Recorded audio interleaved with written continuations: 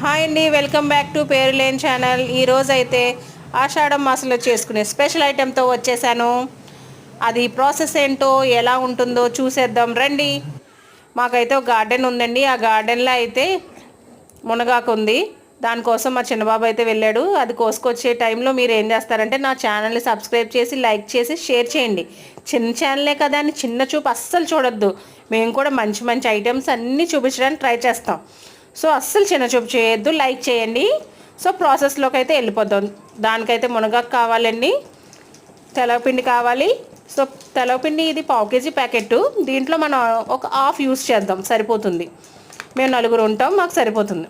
So next ఏంటంటే వెల్లుల్లిపాయలు కొంచెం పొట్టు తీసేసి ఉంచుకోవాలి. పెద్దవైతే చాలా టేస్ట్గా ఉంటాయి. చూడండి, దానికి కావాల్సిన పదార్థాలు జీలకర్ర, కరివేపాకు, ఆవాలు, మినప్పప్పు, ఇవన్నీ కావాలి. నెక్స్ట్ ఏంటంటే ఉల్లిపాయలు అన్నవి కొంచెం మందంగా కట్ చేసుకున్నారనుకోండి బాగుంటాయి తినేటప్పుడు. పచ్చిమిర్చి ఇలా చీరుకోవాలన్నమాట. చీరుకుంటే మనం బాయిల్ చేసినప్పుడు ఇందులో ఉన్న రసం అంతా బయటకు వస్తుంది. అప్పుడు కర్రీలో కమ్మదనంగా ఉంటుందట. మునగాకు చూసారు కదా, దీన్ని ఇలా క్లీన్ చేసి పెట్టుకోవాలి. తర్వాత వాష్ చేసి ఒక పక్కన అయితే పెట్టేసుకుందాం. దీంతో ఇప్పుడైతే పని లేదు. సో ఒక కడాయి అయితే తీసేసుకున్నాం. అందులో ఒక ఫుల్ గ్లాస్ ఆఫ్ వాటర్ తీసుకున్నాను. హాఫ్ ప్యాకెట్కి ఒక గ్లాస్ వాటర్ తీసుకుంటే సరిపోతుంది. దీంట్లో సాల్ట్, పసుపు వేసుకుని బాయిల్డ్ అవ్వనివ్వాలి. బాయిల్డ్ అవ్విన తర్వాత మనం ముందుగా కట్ చేసి పెట్టుకున్నాం కదా, అవేంటి ఉల్లిపాయలు, మిర్చి వేసుకోవాలి. ఇవి వేసుకున్నాక కొంచెం బాయిల్డ్ అవ్విన తర్వాత తెలవపిండి వేసేసుకుని దాన్ని దగ్గర పడిన వరకు ఉడికించాలి. అది బాగా ఉడికిందని మనకు తెలుస్తుంది.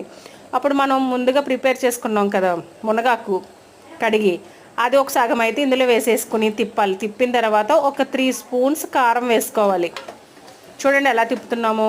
ఈ కర్రీ ఏంటంటే మన ఆషాఢంలో గోరింటాకు పెట్టుకుంటారు కదా, అలాగే ఈ తెలవపిండి కూడా మునగాకు వేసి వండుకుని సండేగా వండుకుంటారు అన్నమాట. సండే మ్యాటర్లే ఎక్కువ వండుతారు.